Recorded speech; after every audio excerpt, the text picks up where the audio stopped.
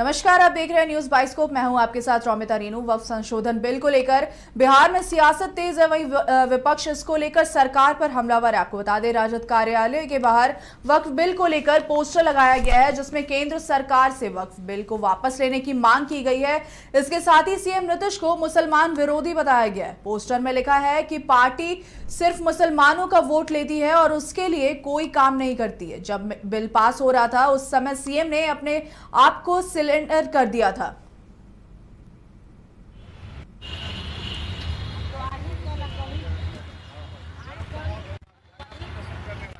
ये वक्फ बिल जो है, इसमें मैं आपको बता दूं, ये नीतीश कुमार जो कर रहे हैं और जो मुसलमानों के साथ में ये किए हैं, बहुत बड़ा ये गलत काम किए हैं, ये आप जान जाइए। रही बात, हम मुसलमान इस काला कानून को नहीं मानने वाले हैं। इस काला कानून को हम लोग नहीं मानने वाले हैं। हम लोग काला पट्टी भी बहान के हम लोग सड़क पे आएंगे, सड़क पर धरना प्रदर्शन करेंगे। रही बात, ये लोग आप जान जाएं कि असलियत ये छुपाना ये लोग चाहते हैं कि जो वक़्फ़ की ज़मीन है, जो अडानी की कंपनी है, वो वक़्फ़ की ज़मीन पे है। जो मुकेश अंबानी की महल है, वो वक़्फ़ की ज़मीन पे ही है। मैं आपको बता दूं, जो मुसलमान की ज़मीन है, ये लोग टोटल कब्जा करके, मुसलमान के ज़मीन को कब्जा करके ये लोग अपने पूंजीपतियों मित्र को ये लोग सौंपना चाह रहे हैं। हम मुसलमान ऐसे होने नहीं देंगे, ये आप जान जाए। इनकी नज़र कब्रिस्तान पे है, इनकी नज़र मस्जिद पे है, इनका नज़र ज़मीन पे है, इनका नज़र मुसलमान के घर पे है। और एक दिन ऐसा आएगा, मैं मुसलमान भाई से रिक्वेस्ट कर रही हूँ, एक दिन ऐसा आएगा कि ये लोग मुसलमान के घर के मैयत को भी ये लोग दफन होने से भी ये लोग बैन लगा देंगे कि नहीं, आपको कब्रिस्तान में नहीं जाना है। मैं इस काला कानून को हम मुसलमान नहीं मानते हैं। ये काला कानून है। बिल्कुल हम लोग संविधान को मानते हैं, संविधान के चलने वाले हैं। एक बात आप जान जाएं, अब ये लोग नया नौटंकी क्या कर रहे हैं कि छोटे जात को बड़े जाति से लड़ाने के काम कर रहे हैं। तो मैं सबसे पहले बता दूं कि मैं भी एक पसवंदा जाति से आती हूं, जिस जाति का नाम फकीर है। नसीमा जमाल भी एक पसवंदा जाति से आती है। ये लोग जो मुसलमान की जमीन हड़पना चाह रहे हैं, तो हम मुसलमान ऐसे होने नहीं देंगे। बिहार के पूर्व उद्योग मंत्री समीर महासेठ ने मधुबनी स्थित अपने आवास पर प्रेस कॉन्फ्रेंस कर जनता से तेजस्वी की सरकार बनाने की अपील की। उन्होंने कहा है कि यदि राज्य में तेजस्वी की सरकार बनी तो बिल को गड्ढा के नीचे दबा दिया जाएगा। इसलिए जनता से अपील है कि 2025 के चुनाव में तेजस्वी की सरकार बनाने में पूरी कोशिश करें, वहीं जिससे बिना भेदभाव जात पात से ऊपर उठकर विकास की राह पर बिहार को ले जाया जा सके। और उसके आधार पे हम लोग इस काम को कर लेंगे। पूरा देश में ये ज्वलंत मुद्दा है, लोग परेशान हैं। पार्लियामेंट में जो भी बिल पास किया गया है, हम समझते हैं कि बड़ा सोच समझ करके बिल पास होना चाहिए था। कुछ दिन के लिए इसको प्रचारित भी करना चाहिए था। और हम समझते हैं कि जब प्रचारित होता है, इसके बाद जो आपने कहा कि हमारे तेजस्वी जी ने कहा, तो निचोड़ यही है कि अगर हमारी सरकार आएगी, निश्चित तौर पे ठंडे बस्ते में क्या है, इसको मैंने नहीं कहते हैं, मैंने इतना बड़ा गड्ढा में डाल दिया जाएगा। इसलिए गड्ढा में डालने की ज़रूरत है। आज मैंने मुस्लिम समाज पे होगा, कल को सिख समाज पे होगा, इसके बाद दूसरे भी जैनिज़ पे होगा, ईसाई पे होगा, सारा। जहाँ पे हम कहते हैं कि जो हमारा जो सिद्धांत है, जो हमारा संविधान कहता है, जो अंबेडकर जी का संविधान बनाया हुआ है, उसमें अगर उस समय जो सोच था, उस सोच को आप अमेंडमेंट्स लाने से पहले ढंग से इसको विचार के लिए लोगों के बीच में भी परोस देते हैं, तो क्या दिक्कत है। पूरा देश में ये ज्वलंत मुद्दा है, लोग परेशान हैं।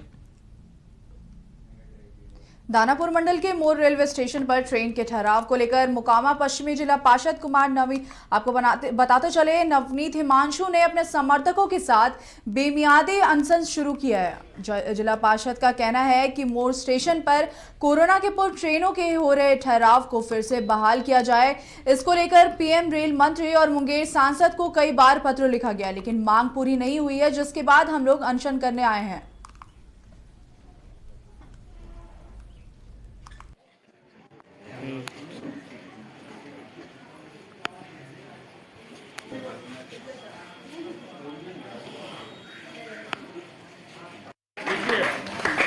बावजूद दुख के साथ कहना पड़ रहा है।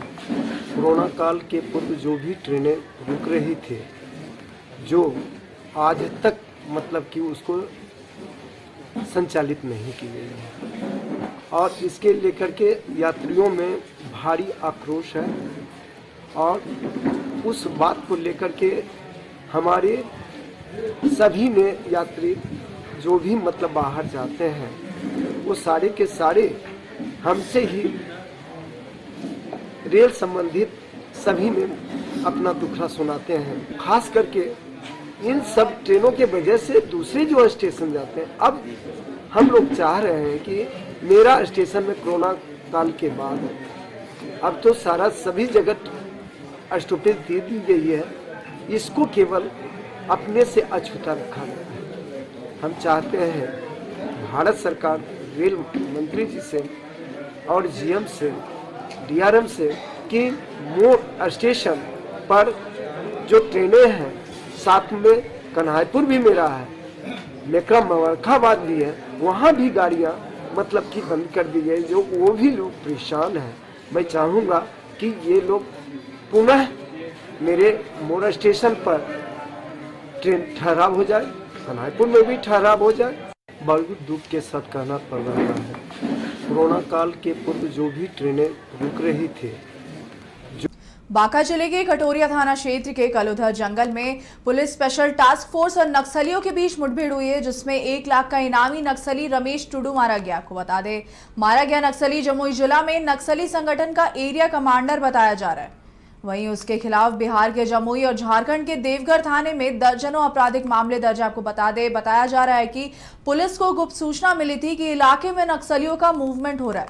पुलिस और एसटीएफ की टीम ने इलाके की घेराबंदी कर जब तलाशी शुरू की तो नक्सलियों ने उधर से फायरिंग शुरू कर दिया। जवाबी कार्रवाई में सुरक्षा बलों ने भी गोलियां चलाई, जिसमें एक नक्सली की मौत हो गई है।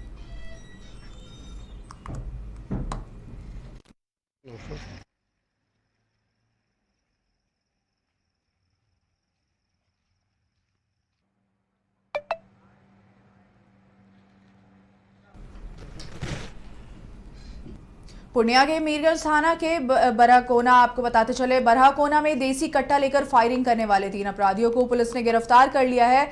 वहीं तीनों युवकों ने पूर्णिया में हत्या की घटना को भी अंजाम दिया था। मामले का खुलासा करते हुए एसपी ने बताया कि 6 अप्रैल की रात पूर्णिया के खंजांटी घाट थाना के रेलवे गुमटी के पास तीनों ने मोटरसाइकिल लूट में गोली मारकर हत्या बाइक चालक की, आपको बताते चले, हत्या कर दी थी। वहीं जिसके बाद अपराधी अपने गाँव बरहकोना पहुंच गया, जहाँ आरोपियों ने फायरिंग भी की थी। अपराधियों का आपराधिक इतिहास पुलिस खंगाल रही है।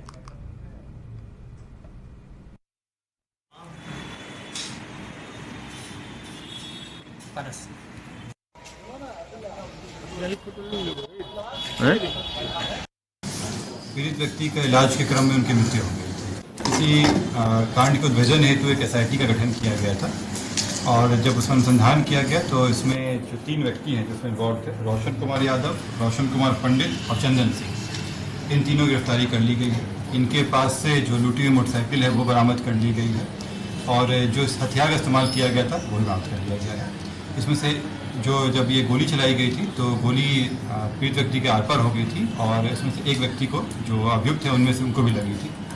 ये लोग इलाज कराने के लिए सदर हॉस्पिटल गए थे, लेकिन वहाँ देखे थे कि जब ये पीड़ित व्यक्ति वहाँ पहुँचे हुए हैं इलाज के लिए तो ये लोग वहाँ से भाग के बनमनकी में अपना इलाज कराए और वहाँ से ये लोग अपने जगह पर चले गए थे। ये लोग यहाँ पूर्णिया शहर में लॉज में रह रहे थे पढ़ाई के नाम पर। क्या कारण था गोली? लूट के लिए किया गया था ये, और दूसरा लूट का था। इसमें लूट में ही इसमें गोली मारी थी। जब उनके द्वारा रुका जा रहा था तो उसमें गोली मारी। गोल जहां 27 वर्षों के सफर में 17,000 से भी अधिक छात्रों ने डॉक्टर एवं इंजीनियर बनकर भरे सफलता की ऊंची उड़ान, जहां साधारण छात्र भी असाधारण सफलता प्राप्त कर बना रहे इतिहास। दूरदर्शी शिक्षाविद श्री विपिन सिंह के मार्गदर्शन में मेडिकल एवं इंजीनियरिंग के लाखों छात्रों के लिए आशा की किरण के रूप में गोल्ड रिजल्ट फैक्ट्री